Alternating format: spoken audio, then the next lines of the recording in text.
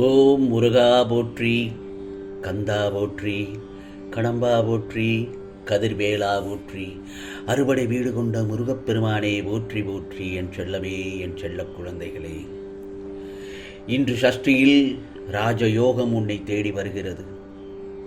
இந்த முருகப்பெருமான் சொல்வதை தவற விட்டு விடாதே, ஏனென்றால் இது என்னுடைய கட்டளை.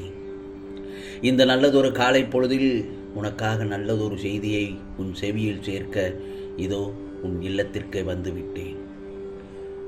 நான் சொல்வதை கேட்பதற்கு முன் முருகா சரணம், முருகா சரணம் என்று ஒரு 6 முறை பதிவு செய்துவிட்டு நான் சொல்வதை கேள் என் செல்லமே. இதோ உனக்கு வெற்றி என்பது 100 முறை விழுந்து 100 முறை எழுவது. புரிகிறதா? நீ வலிமையாக இருக்க வேண்டும் என்றால் துன்பங்களை தனியாக எதிர்கொள்ள கற்றுக்கொள்ள வேண்டும். சுமக்கும் வரைதான் பாரம், சுமந்து விடு என் செல்லமே. அதே போலத்தான் கடக்கும் வரைதான் தூரம், கடந்து விடு. பிறகு உனக்கு நிச்சயமாக நல்லது நடக்கும். இந்த சஷ்டியில் உனக்கு ராஜயோகம் அடிக்கப் போகிறது என் செல்லமே. அது உன்னை மட்டுமல்ல, உன்னை சுற்றி இருப்பவர்களையும் மகிழ்ச்சியாக வைத்திருக்கும். மற்றவர்கள் உன்னை கீழே வீழ்த்த முயன்றால் நீ அவர்களுக்கு மேலே இருக்கிறாய் என்றுதானே அர்த்தம். பிரச்சனைகள் என்பவை சிறு கற்களை போன்றவை. கண்ணின் அருகில் வைத்து பார்த்தால் நம்முடைய பார்வையை மறைத்துவிடும். அதே போலத்தான் சோர்வு உன்னை சோர்வடைய செய்துவிடக்கூடாது. அதிலிருந்து விலகி நிற்பதோடு சோம்பலுக்குரிய காரணத்தை கண்டறிந்து விளக்கவும் கற்றுக்கொள். நல்ல லட்சியத்தை உனது வாழ்க்கையில் ஏற்படுத்திக்கொள். அதற்காகவே உன்னை மனிதனாக நான் படைத்திருக்கிறேன். குறிக்கோள் இன்றி வெறுமனே வாழ்வதில் அர்த்தமே இல்லை. அதே போலத்தான் எதிர்காலம் பற்றி வீணாக சிந்திக்காதே. உனக்குரிய கடமையை துணிவுடன் செயல்படுத்து. அது வெற்றியோ தோல்வியோ அதை என்னிடத்தில் ஒப்படைத்துவிடு, நான் பார்த்து கொள்கிறேன். வழியோடு நடக்கப்படுகிற நீயும் வெற்றி பெறப் போகிறாய். ஏனென்றால் போராட்டத்தில் மட்டுமே வெற்றிகளை கூட விசித்திரமாக கொடுக்க முடியும். உன்னுடைய மனம் நினைத்தால் மலையை கூட புரட்டலாம். அதை நினைக்காவிட்டால் புத்தகத்தை கூட உன்னால் புரட்ட முடியாது. உன் எண்ணம் விண்ணை தொட வேண்டுமென்றால் உன் வியர்வை மண்ணை தொட வேண்டும் என் செல்லமே. வெற்றி பெற ஒரு சிறந்த வழி என்ன தெரியுமா? எதிர்காலத்தில் என்ன நேருமோ என்று கணக்கு பார்த்து கொண்டே இருப்பவனால் எதையும் தைரியமாக சாதிக்க முடியாது. முயன்று செயல்களை செய்பவனே வாழ்க்கையில் வெற்றி பெறுகிறான். நீ நினைத்தால் விண்மீனையும் விழுங்கிவிட முடியும். இதுவே உண்மையான பலம். மூட நம்பிக்கைகளை உதறி தள்ளிவிட்டு தைரியமாக இந்த முருகப்பெருமான் சொல்வதை கேட்டு நட. துருப்பிடித்து தேய்வதை விட உழைத்து தேய்வதே சிறந்ததல்லவா? நீ யாராக இருந்தாலும் பரவாயில்லை.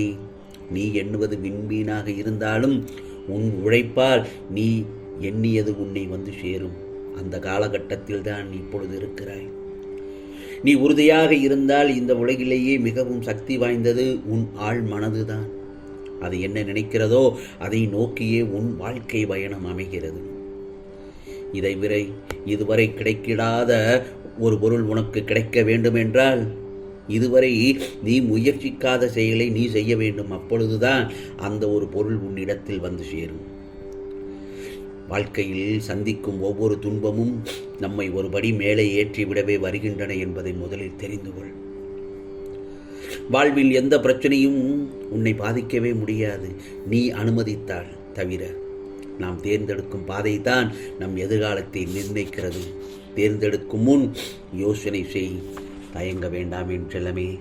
வெற்றி என்பது வெற்றி கொள்வதற்காகத்தான். அதேபோல தோல்வி என்பது அதிலிருந்து நல்லதொரு பாடத்தை கற்றுக்கொள்வதற்காகத்தான். முதலில் கற்றுக்கொள்வோம், பிறகு வெற்றி பெற்று மகிழ்ச்சி அடைவோம். வாழ்க்கையில் 2 வாய்ப்புகள் உள்ளது. ஒன்று உன்னால் மாற்ற முடியாதவற்றை ஏற்றுக்கொள்வது, மற்றொன்று ஏற்றுக்கொள்ள முடியாதவற்றை மாற்றி காட்டுவது. கடலில் இருக்கும் அத்தனை நீரும் ஒன்று சேர்ந்தால் கூட ஒரு கப்பலை மூழ்கடிக்க முடியாது. ஆனால் அதுவே கப்பலுக்குள் அந்த நீர் புகுந்தால் மட்டுமே அது சாத்தியம். அதுபோலத்தான் வாழ்வில் எந்த பிரச்சனையும் உன்னை பாதிக்கவே முடியாது, நீ அனுமதித்தால் தவிர. அதே நேரத்தில் வாழ்க்கையில் கஷ்டப்படுகிறவன் கிட்ட சிரிப்பு இருக்காது. சிரிப்பவன் கிட்ட கஷ்டம் இருக்காது, புரிகிறதா? ஆனால் கஷ்டத்திலும் சிரிக்கிறவன் கிட்ட தோல்வியே இருக்காது என் செல்லமே. உதவிக்கு யாரும் இல்லை என மட்டும் வருந்தாதே. உதவிக்கு முருகா எனக்கு யாருமே இல்லை என்று வருந்தாதே. உனக்கு இந்த முருகப்பெருமான் துணையாக நான் இருக்கிறேன். தைரியமாக போராடு.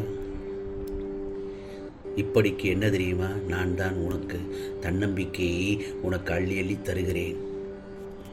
உன் கதையை நீ எழுதும்போது பேனாவை யார் கைக்கும் கொடுத்து விடாதே. பல தோல்விகளை சந்தித்தேன், வெற்றி கிடைத்த போது ஒவ்வொரு தோல்வியும் வெற்றி என அறிந்து கொண்டேன் என்று எழுது. அதே போலத்தான் வாழ்க்கையில் கஷ்டம் வருவது உன்னை அழிப்பதற்கல்ல, உனக்குள் மறைந்திருக்கும் திறமையை வெளிக்கொண்டு வருவதற்கு. வாழ்க்கையில் சலித்துக் கொள்பவன் ஒவ்வொரு வாய்ப்பிலும் உள்ள ஆபத்தை பார்க்கிறான். சாதிப்பவன் ஒவ்வொரு ஆபத்திலும் உள்ள வாய்ப்பினை பார்க்கிறான். ஆகவே நீ வெற்றி அடைவதை உன்னை தவிர வேறு யாராலும் தடுக்க முடியாது. நம்பிக்கையோடு உன் முதல் அடியை எடுத்து வை. முழு படிக்கட்டையும் நீ பார்க்க வேண்டிய அவசியமே இல்லை. முதல் படியில் ஏறு. முயலும் வெல்லும், ஆமையும் வெல்லும். ஆனால் முயலாமை என்றும் வெல்லாது. கீழே விழுந்து தூக்கிவிட ஆள் இல்லாமல் அழுது கொண்டே எழுந்தவனா நீ? அடுத்த முறை விழுந்தால் யாரையும் நம்பாமல் நீயே எழுந்து கொள்வாய். நீ சுமக்கின்ற நம்பிக்கை நீ கீழே விழும்போது உன்னை சுமக்கும், புரிகிறதா? அதே போலத்தான் லட்சியமே இல்லாத வாழ்க்கை முள்ளில்லாத கடிகாரம் போன்றது. நேரம் பொன்னானது என்பார்கள் என் செல்லமே. நேரம் பொன்னானது இல்லை. ஏனென்றால் பொன்னை விலை கொடுத்து வாங்கிவிட முடியும், ஆனால் காலத்தை வாங்கவே முடியாது. போனால் போனதுதான், மீண்டும் திரும்பவே வராது. அதனால்தான் முடிந்த காலத்தை இறந்த காலம் என்று சொல்கிறோம். ஆகவே இந்த நல்லதொரு காலை பொழுதில் உனக்கு நான் பல வெற்றிக்கான தன்னம்பிக்கைக்கான வரிகளை சொல்கிறேன், கேள். முன்வைத்த காலை பின் வைக்காதே. நீ எடுத்து வைக்கும் ஒவ்வொரு அடியும் வெற்றியின் படிகள்தான். வெற்றி என்பது உன்னை இந்த உலகத்திற்கு அறிமுகம் செய்வது. தோல்வி என்பது உன்னை உனக்கே அறிமுகம் செய்வது. தோல்வி உன்னை துரத்தினால் நீ வெற்றியை நோக்கி ஓடு. உன் மதிப்பை முடிவு செய்ய வேண்டியது நீதான், உன்னை சுற்றி இருப்பவர்கள் அல்ல. உன்னையே நீ நம்பு. ஒரு நாள் உயர்வு நிச்சயமாக கிடைக்கும். சில இடங்களில் பணிந்து போ, உன் தகுதியை உயர்த்தும். துணிந்து போ, உன் திறமையை உயர்த்தும். அது தைரியம் பயத்தை விட ஒருபடி மேலே உள்ளது. தோல்வியிடம் வழி கேட்டுத்தான் வந்து சேர முடியும் வெற்றியின் வாசற்படிக்கு. ஆகவே நாளைய வாழ்க்கையை சிறப்பாக மாற்றுவது இன்றைய எண்ணங்களும் செயல்களும் தான். சவால்கள் இல்லை என்றால் வாழ்க்கையில் நீ முன்னேறவில்லை என்றுதான் அர்த்தம். ஆகவே எதுவாக இருந்தாலும் சரி, மூழ்கி விடாதே, மிதக்க கற்றுக்கொள். விட்டு விடாதீர்கள். ஆரம்பம் எப்போதும் கடினமானது. ஆகவே இந்த முருகப்பெருமான் நல்லதொரு அருள்வாக்கினை உனக்கு நான் சொல்லிவிட்டேன். நான் உன்னை தேடி வருகிறது நல்லதொரு ராஜயோகம். கவலைப்படாதே. ஆம் செல்லவே, இது உனக்கானது. முருகனின் அருள் வாக்கு, சத்திய வாக்கு. நிச்சயம் உனக்கானது. நல்லது நடக்கும், நல்லது மட்டுமே நடக்கும், அதுவும் நன்மையாகவே இருக்கும். ஓம் சரவண பவ. ஓம் சரவண பவ. ஓம் சரவண பவ.